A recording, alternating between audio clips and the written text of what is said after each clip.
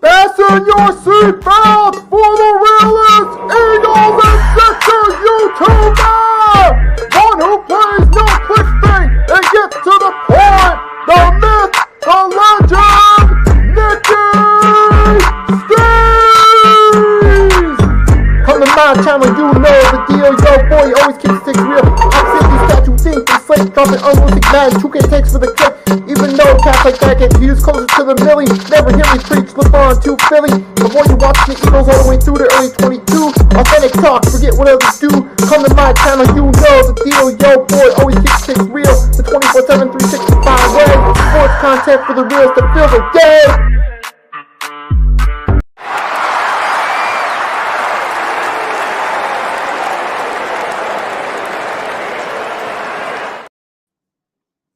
Hola, buenos dias, feliz Cinco de Mayo. That's right, folks. It is May 5th. It is Monday. We'll say 10 a.m. Eastern Standard Time, even though it's technically a minute short. But that means it's time for episode 8 of the 3-Point Blitz. It is NBA playoff season. We're getting started with the second round. Draft is behind us. That means it's time to talk the NBA playoffs. We're going to start with the rant of the week. This ties right into the playoffs. It has to do with what happened last week. Now, we all know the Los Angeles Lakers were upset by the Minnesota Timberwolves in the opening round. More on that series in a minute or two. However, this ties in. Anthony Edwards made a tweet. Now, usually I don't agree with everything he tweets. He does talk a lot of smack, but he did tweet something that got me on his side a little bit. And he tweeted about how LeBron really doesn't get. Some people don't really appreciate him for what he does, for the good he's done. They trash him. They spend more time hating. And to some degree, that's true. Now, before I get into the rant, let's set the record straight. LeBron James is one of those guys who I have my criticisms about him. I'm not a fan of every move he makes. I feel like over the years, gotten a bit exhausted of LeBron being in the spotlight all the time, him being the face in the league, just from him being that face for so long. However, with that being said, some of the hate this man receives, or Kuwood is up, is completely unnecessary. I am on Anthony Edwards' side on that front. And this is my rant right here. To all the LeBron James haters, when I say haters, this is an example of what I'm talking about. I'm going to share it with you guys. This guy right here. Now, this guy is Scap Attack. He's a video content creator who trashes LeBron James. Case in point. Look, I'm going to scroll through and show you what I mean. First video. The baby king LeBron already begging for more help. Choke Goat, LeBron story. 1 month ago, how LeBron destroyed the NBA. 4 days ago, LeBron humiliated again when it really matters. Year ago, the last choke, LeBron James documentary event. The Coward's Way, a complete history of the decision that ruined. I'm not even going to click on LeBron James and his vastly overrated finals runs exposed. LeBron rules the rise of clutch sports, steroid allegations, and fate. And just it goes on and on and on. Scapatap again. LeBron James continues to expose himself. LeBron's Mickey Mouse ring, the worst title in NBA history. And it just goes on and on with this guy trashing LeBron James, refusing to give the man credit for anything. Now, there's a difference between having an opinion and just being a narrow-minded hater. These are the type of LeBron haters I can't stand. It's not just him. It's all over the internet. There are memes and putting out there just trashing the man like he's nothing. And to Arku's credit, LeBron is an all-time great, but sometimes I don't like his attitude, which is a perfectly fair point. Yes, we can still have our criticisms of the guy. We may have our things about him we don't like. We don't like a lot of the head coach turnover that goes on with the different teams LeBron plays for, most notably the Lakers and Cavs. We don't like a lot of the trading that goes on, the trying to form super teams that has continued throughout LeBron's career. Maybe you're not a fan of those aspects, but you still have to give the man credit as an all-time great. And what I'm talking about are these people like Scap Attack and all the memes on the internet that constantly compare LeBron to Kobe and Jordan on a repeated basis. If you look all over social media, you'll see it's become the cool thing to make memes comparing LeBron to MJ and Jordan to make them look better. Now, you can feel that you say that Kobe and Michael Jordan respectively had better careers than LeBron James, but it's just the ridiculous overuse of comparing him. The NBA is the only league that is full of drama. I mean, to be fair, other sports have their drama. Now, if you want to say that the NBA is more full of individual drama and is more individual based than other team sports, absolutely. That's 100% correct in that respect. But if we're talking about drama itself, look, all sports have drama. Football, particularly at the wide receiver position for years, has been full of drama that creates ratings. So it happens in other sports too. And as far as LeBron goes, look, I understand you feel that Kobe and MJ had better careers, but the over usage of these memes, it gets to a point where it becomes a bit silly. People spend more time comparing LeBron to MJ and Kobe than they do giving him credit for the great accomplishments he's had.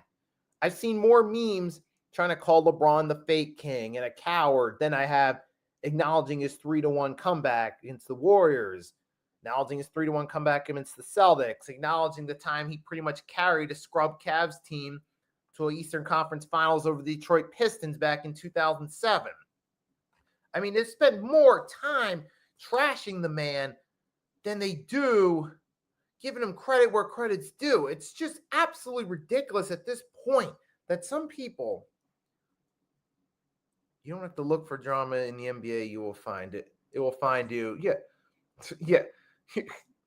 Definitely. I mean, it's just, and with LeBron, I understand it, but Jesus Christ, the man is the all-time great player, whether you like him or not.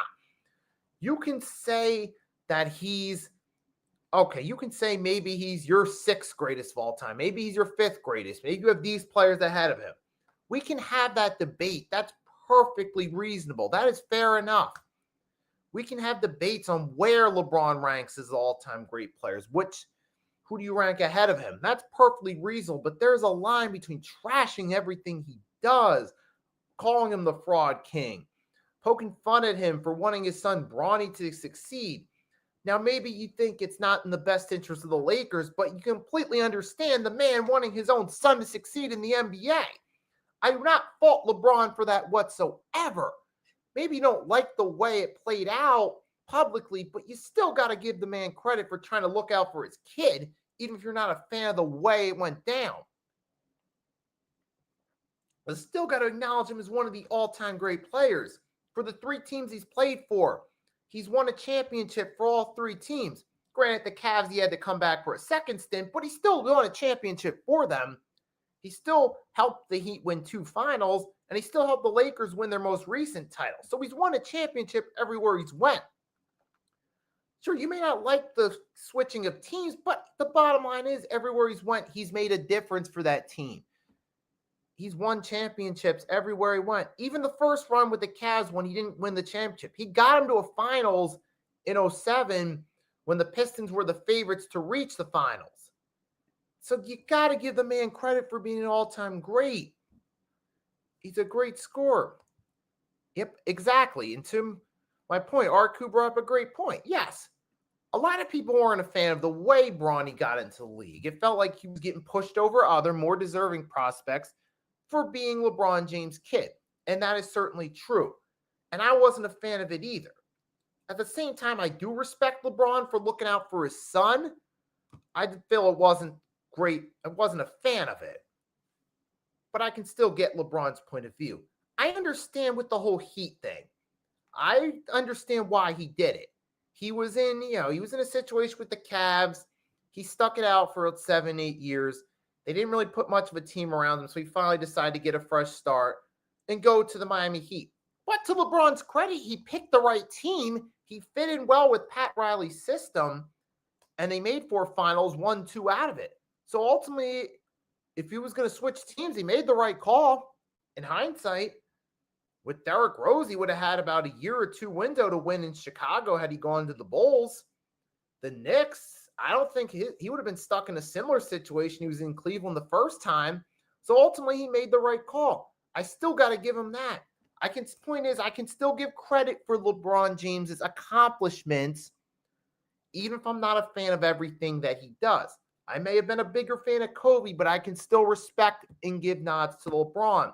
Some of these haters that make everything a LeBron versus Kobe or a LeBron versus Jordan comparison, it's too much. It's too much. It gets to the point where you're nothing more than a hater. It's the same ones that wait for LeBron to fail, that have something to say.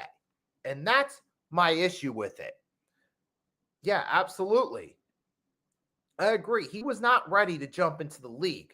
When I look at his rookie season with Bronny, he did in the G League with the G League team. He had a few good games there. He had a decent game against the Bucks bench players. So he showed he could at least have a run in the NBA.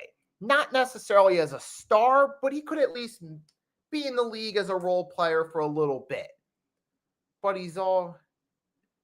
yep, absolutely. I can name off the top of my head. Like I said, the 3-1 comeback over the Warriors, 2016. Leading the Cavs to the finals in 2007. Even though they got swept by the Spurs, he still led them there. Only in his 4th season in the league. He did win finals MVP 2012 for his first championship. He helped pull a 3-1 comeback in the 2018 Eastern Conference Finals against the Celtics.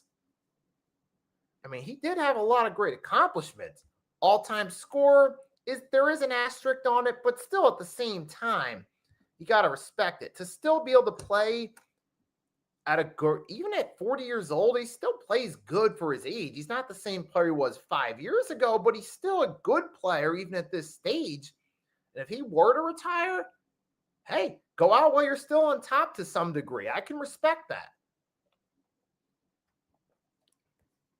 So to all the ones that want to just make it the cool thing to bash him, if you're not going to acknowledge the good things he's done, just shut up.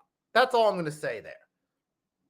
And while we're still on the subject of LeBron, this is the perfect segue into thoughts on the opening round.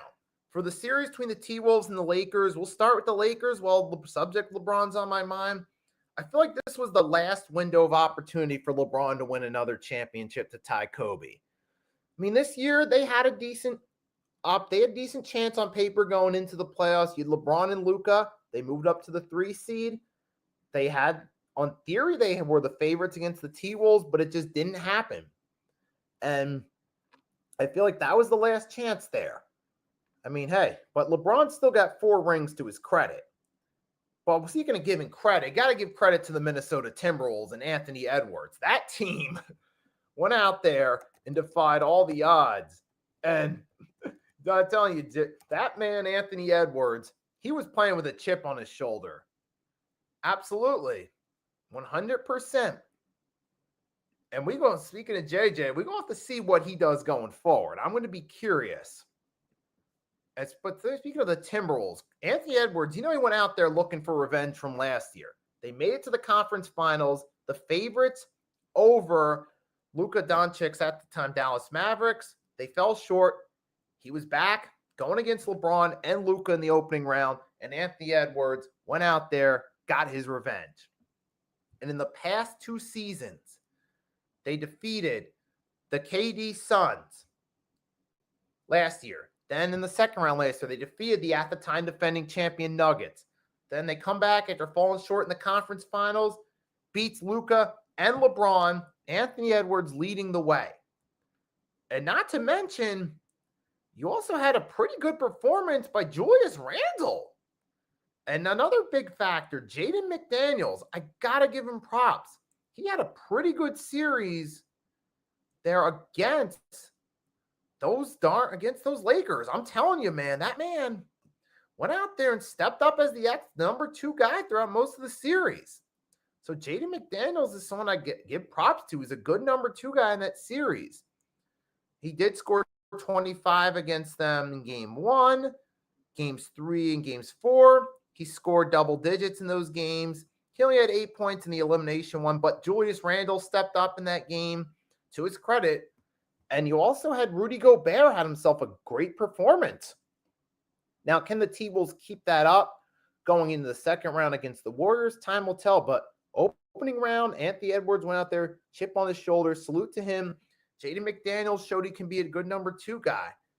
And this T-Wolves team, I mean, they could potentially be back in the conference finals against the winner of the Thunder Bucks. Or sorry, not the Thunder, but the Thunder. Yeah, against the Thunder Nuggets series, excuse me.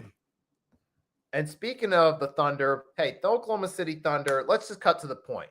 They did what was expected. Bring on Thunder Nuggets. Looking forward to that series. Speaking of the Nuggets, though, Nuggets and Clippers, that was a good 7-game series, man. Both teams went out there, played well, but ultimately the Denver Nuggets, the team with more experience in big games that won the finals 2 years ago, got the better of them. And to credit to the Clippers, they played a good series, and there was even a moment where it looked like the Clippers might win it. There was a moment where they were up 2-1. I thought, wait a minute, the Clippers might have a chance of the upset. But the Denver Nuggets rallied to win 2 straight. Clippers forced to game 7. Then the Nuggets took care of business in game 7 in dominating fashion. Now I'm going to skip ahead and ask the question, where do the Clippers go from here?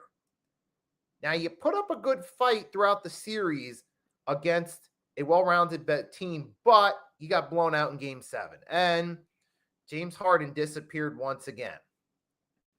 And that's one of the big burdens to the Clippers, having James Harden on your roster come playoff time. Because we all know the James Harden story by now. Playoff time, like, you'll get 1 or 2 good games out of him. He'll show up, have a good game, but then when it matters most in the clutch, he'll disappear. Game 7, 35 minutes, 7 points.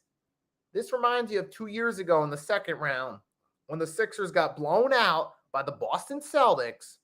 Harden only had 9 points over 30 minutes of play. And here it is, 2 years later in a different uniform, different conference, opening round, the same thing. But also, to be fair, we got to acknowledge that Ivica Zubac was a non-factor. Kawhi was the only real factor on offense that kept that team into it and gave that team any sort of fight in game 7. Meanwhile, Aaron Gordon, Michael Porter, Christian Bond, Jamal Murray, Jokic, and Russell Westbrook himself all scored double-digit points with 10 or more each. So for the Clippers, where do you go from here? I mean, you've had Tyronn Lue for quite a bit. You tried to turn the ship around. Now, in the post-Doc Rivers Clippers, to be fair, they made a conference finals. The first 3 wasn't there. Lost to the Suns. But since then, they haven't done anything significant. Harden shuts me up in game 6, and then it's back to reality. Yep, truly an enigma. Absolutely. Yep, you look at throughout his entire career, and this is very reminiscent of the Sixers-Celtics series, his final year as a Sixer. He had these two good games, but the rest of the series, he was a non-factor. Harden, now to Arku's point, game 6 had himself a solid game, but then game 7, non-factor. At this point, and one of my work buddies suggests that Harden was the burden for the Clippers. This was as they were going into game 6. And you look at it now, he certainly was a burden for them come playoff time, but that's the territory that comes when you roll the dice with James Harden being on your team. Sure, you might get these flashes that look good, but come playoff time, it's going to fall flat. And that's really what happens in elimination time. And now for the Clippers, I think you got to move on from Tyron. I really got to kind of blow it up. I mean, Kawhi, yes, he helped you out in game 7. He did help out individually, but you still got blown out as a team. Kawhi Leonard at times played well, but we've been here with Kawhi since 2019, 2020. We've gone through this. He's in and out of the lineup. When he's in the lineup, he can help. But even then, they've only gotten so far in the playoffs. How much longer are you going to keep it rolling with Kawhi before you finally have to move on? And Tyronn Lue, I don't know how much longer you're going to keep going with him when you've had constant playoff setback after playoff setback. He came in. You had the run to the conference finals 2021. Then from there, did they even make the playoffs in 22? 23, you got bounced in the opening round. 24, bounced. 25, bounced. Eventually, you got to realize Tyronn Lue's only gotten this team so far. Eventually, you're going to have to move on. Maybe you go get Mike Malone, the former Nuggets coach, while he's on the market. It's a possibility. You could do that. Taylor Jenkins, I feel you bring him to the Clippers. You're just going to get the same exact thing you got with Tyronn Lue. But to me, the top prospect for the Clippers would have to be to get this team to the next level. Mike Malone, who won it with the Nuggets. And Kawhi, I think eventually he's got to move on from him. Your two main guys you got to keep going forward are Zubac and Powell. They were the guys that really helped this year. Kawhi, sure, it may be a tough decision for the Clippers to make, but eventually got to realize you've only gotten so far with the man. Sure, he's helped you out at times, but he hasn't really done anything big. The last time he's done something spectacular was that 2019 run with the Raptors before he signed with the Clippers. So I don't know. I mean, the Clippers, maybe you do. You got to think you're getting closer to rebuild territory with Zubac and Powell still being there than you are contending if you're the Clippers at this point. Let's just be honest about it. And speaking of teams that are close to rebuilding, there's another team that lost. That's right, Golden State Warriors. They were the 7th seed, but I had a feeling they were beating the Rockets. With all due respect to the Rockets, being the Warriors had Steph Curry, Jimmy Butler, Draymond Green, and these guys have been to the playoffs, have big game experience. All three have their own finals runs. You kind of had a feeling they were going to get the better of the Rockets. Hey, the Rockets, congratulations to the Rockets for making it this far, but you kind of had a feeling they were going to fall short. But yeah, salute to the Warriors, man. And with that being said, now it's interesting. We got the Warriors versus the T-Wolves. That could be a good series. And I wouldn't sleep on the Warriors' chances. You got playoff Jimmy. You still got Steph Curry. I do think, though, the T-Wolves, Anthony Edwards is hot. He's known as kind of like the legend killer of the Western Conference, if you will. Maybe he'll keep that going in the second round. We'll talk about that more when I get to a preview of the second round. But now the big question is for the Rockets. Because now you know this question is going to be proposed. Usually when a team with a bunch of young players falls short in the playoffs, there's always going to be that talk of should they go for a trade? Do they need to make a big trade for a Giannis? Do they need to make a big trade for KD? That's going to be the discussion. Now on the Pick and Roll podcast, I know Rios, Just Fans podcast, had said he'd be in favor of KD for the right pieces. If they didn't have to give up too much to get him, they'd be all in favor of making a trade for Kevin Durant. And then there's also the other possibility, a mock trade of him getting Giannis.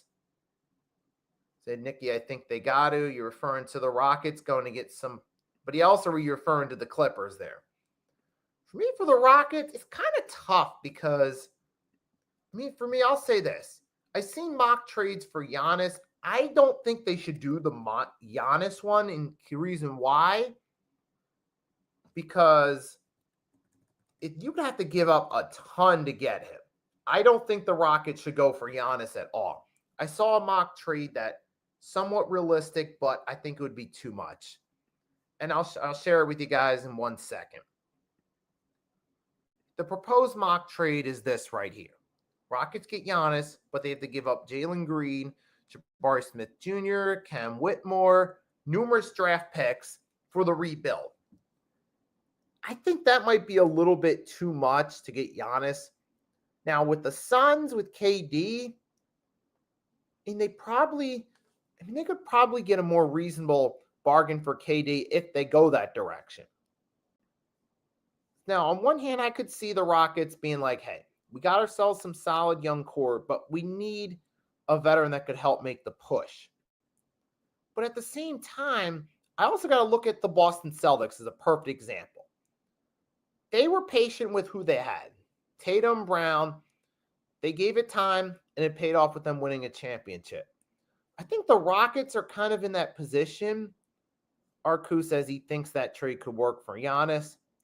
On one hand, I get it with the Rockets, but at the same time, I feel like the Rockets, being that they are mostly young players, got to give it a little bit more time for the players to develop. Look at Boston. They were patient with the duo of Tatum and Brown working, and it worked out in their favor. Yes, they did go and get Kyrie. They tried there, and they did try with guys like Kemba Walker, signing him, but ultimately they were patient with their core pieces of the future, and it paid off. Now, the Rockets could do that, and that's funny. Yeah, the Bucks don't have their own picks either. For the Bucks, I think for the Bucks, that would definitely be a win for the future because you got to go get some guys. Now, I think if the Rockets are going to go in that direction and take a risk on trading a few young role players to go get a superstar, go for KD over Giannis, because for the Bucks, you have to give up a lot. You have to give up a lot to the Bucks if you're going to trade for a Giannis. So that's what I think. But at the same time, maybe the Rockets decide to be patient, wait another year or two to see what their guys can do. And that is also a possibility. So I'm leaning toward either direction. Because we've seen with the Celtics and the Thunder that being patient can work out in your favor. So could they? I don't know if they need to at the moment, being they still got time, but I wouldn't be surprised if they gave it a go. KD, like I said, I think KD to the Rockets is more realistic. But speaking of Giannis, now with the Bucks losing to the Pacers, embarrassing fashion in the opening round, and losing Dame Lillard, come the start of next year, Dame Lillard's not going to be on the court. He's still recovering that torn. He's still going to recover that torn ACL. So he's not going to be back. I think at this point, the Bucks got to blow it up.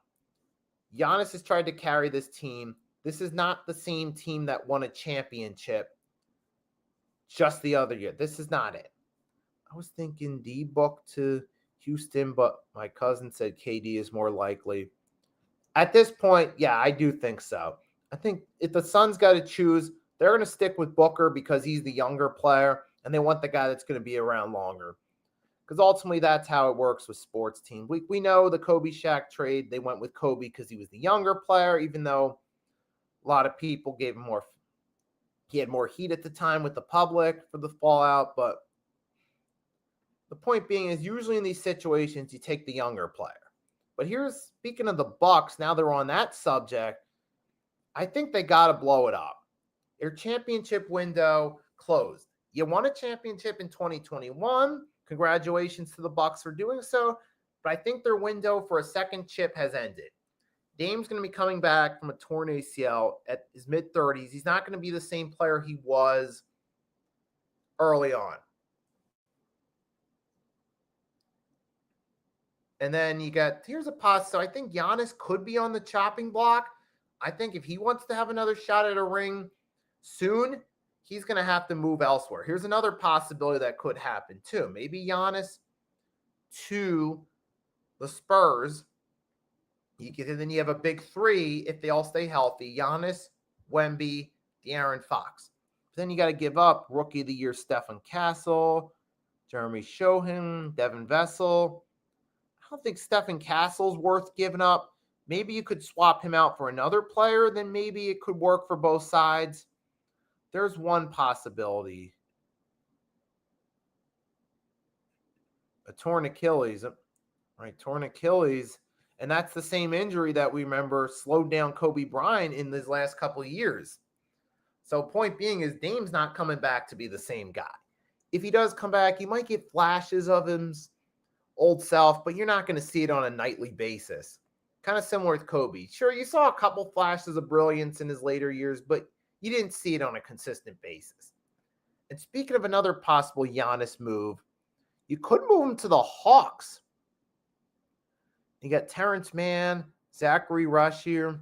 There you get a few young players. Dyson Daniels, George Niang, few picks. Bucks are definitely going to take that. Because either way, if the Bucks do decide rebuild time, let's move Giannis, they're going to ask for a big package in return of picks and some decent players, decent young players that can help in the rebuild. I could see the Hawks being a possible destination because throughout the Trae Young era, they've been missing depth that can play together well. But unfortunately, in this scenario, you'd have to give up Dyson Daniels. I don't think you want to do that if you're the Hawks because he was a big factor in that rebuild. But at the same time, you're going to get Giannis. Now, I don't know about Giannis and Trae Young. It's interesting. One of my work buddies thinks that the Hawks should move Trae Young. I don't know. How do you guys feel about that? Do you think maybe Trae Young could get traded or stay? I mean, maybe a similar mock trade, but also throwing Trae Young in there to at least give the Bucks a star along with a few picks could help. I mean, you guys can let me know what you think. That's just a possibility at this point. But I could see with the right package, maybe Giannis going to the Rockets, maybe even the Hawks, but would he even want to go to Atlanta is the big question.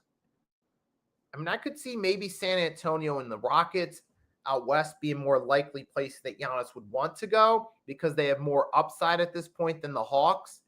Because Giannis is going to want to go to a team if he leaves that's going to immediately have a shot at contending.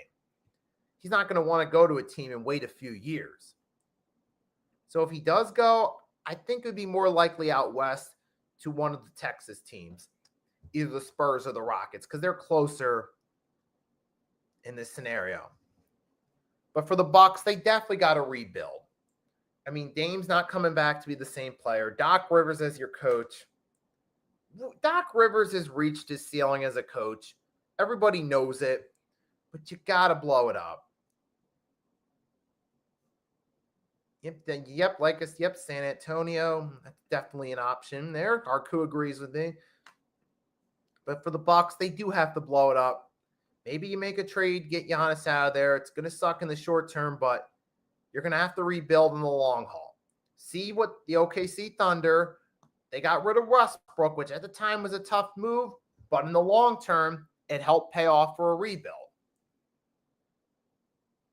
And you saw the Rockets with Harden. They got rid of him. It was bad in the short term, but in the long term, it helped them out. So sometimes you got to make that move, get rid of your superstar to build your future up. So I think the Bucks are at that same point that the Rockets and Thunder were at in recent years when they got rid of their superstar to rebuild. So I think, yes, the Bucks do have to rebuild, blow it up for the future. Now we're going to close this one out here. It's Monday morning. We're going to talk a little bit about the second round and what games, more specifically, what matchups are the most interesting. So for the second round, we had last night, we had the Cleveland Cavaliers narrowly beat the Indiana Pacers in game one in a sorry about that. Now we had the Pacers beat the Cavs in game one, 121-112. And that could be a good series. We saw Tyrese Halliburton, we saw Tyrese and Nembhard had a good game, scoring over 20 points. The other starters, Turner, Nesmith, Siakam, all had 10-plus points, and they were able to beat the Cavs in game one. Now, Donovan Mitchell had 33 himself. Evan Mobley had 20. Jaron Allen, 12. But the rest of the team, starter-wise, Max Strus, Sam Merle, MIA. I mean, physically, they were on the court, but they didn't do much. You had Ty Jerome off the bench with 21 for the Cavs, but that should be an interesting series. Now, to be fair, hey, the Pacers win. Give them credit. They did what they had to get the win, but it is only one game. And then on the other hand, you got the other series. You got the Knicks and Celtics. That's going to be a series I'm interested in. Now, I think this time around, could the Knicks beat the Celtics? If their offense balls out and dominates, they could have a shot. But here's the big thing this year. Their biggest Achilles heel this year is defense. Last year, they had a stronger defense, but injuries ultimately got the best of them and cost them their opportunity. Ultimately, one of the downsides to that trade for Karl Anthony Towns is you lost some key components to your defense. You're not as strong this year. And for the Knicks, you got to factor in, though, they got to stop Tatum, Brown, Derek White, Peyton Pritchard. Those are at least 4 guys that are a threat to score on the Knicks that they defensively got to do something about. So I don't really know how that's going to work out for them against the Celtics. I mean, I do think it's going to be a competitive series. As long as everyone's healthy for both teams, I could see this maybe going 6 or 7 games, but I see Boston winning it and moving on to the conference finals. For the Cavs and Pacers, I do think the Cavs are on upset alert and elimination alert, but I could see them finding a way to win this series. Sure, they lost game 1, but I could see them turning it around and possibly still winning the series. And then you go on the other side. You look out west. You got the Thunder and the Nuggets. Let's go. I'm looking forward to that series. Thunder Nuggets, bring it on. Now, I think this could maybe be the Thunder's time to step up. I mean, hey, sure, SGA doesn't have that big game experience, but hey, they had the easier road to the second round. We saw last year's finals how easier pathway to the finals can be a benefit, as it was for the Celtics against the Mavs. Now, maybe this year around, Thunder they got a sweep, but then the Nuggets are fresh off a 7-game series. They're going to come right back against another tough team. I think that could play out in the OKC Thunder's advantage. So, Arku, I think your boys got this one. They're going to the conference finals. And either way, it's going to be a good series. Other series, like I say, you got the T-Wolves going against the Warriors. That's going to be a good series as well. Now, the T-Wolves look like the favorites on paper, the way they beat the Lakers. But, hey, don't count out the Warriors just yet. Jimmy Butler, Steph Curry, Draymond Green, this team's been there. 3 guys that have all played in the finals before. Steph and Draymond have been together as teammates the entire time. Don't sleep on their odds at all. But I still think that the T-Wolves are going to get done. Anthony Edwards, this is where he goes off. He does his thing. Give me the T-Wolves to win that series. And again, that's going to be a good series, though. But maybe Ant-Man pulls it off again. But I could see the Warriors winning that series as well. I could see the Warriors winning it. I could see the Warriors maybe getting the upset out west, and out east, I see the Pacers getting the upset over the Cavs. Those are both realistic possibilities. But ultimately, hey, time will tell what's going to happen. We're going to have to wait and see how it plays out. But I'm looking forward to the second round, especially Knicks, Celtics. Then out west, the 2 series out there are going to be good series. Cavs Pacers could be a good series, but just out of the 4, it's the one I'm least looking forward to by default. With all due respect to both teams, I just feel like the other 3 series are more interesting. But that's what I'm going to have for you this morning right there. Before I go, hot take right now. I'm going to go with my hot take in this one is going to be that I'm going to see the pace. I could see the Warriors upsetting the T-Wolves now that I think about it.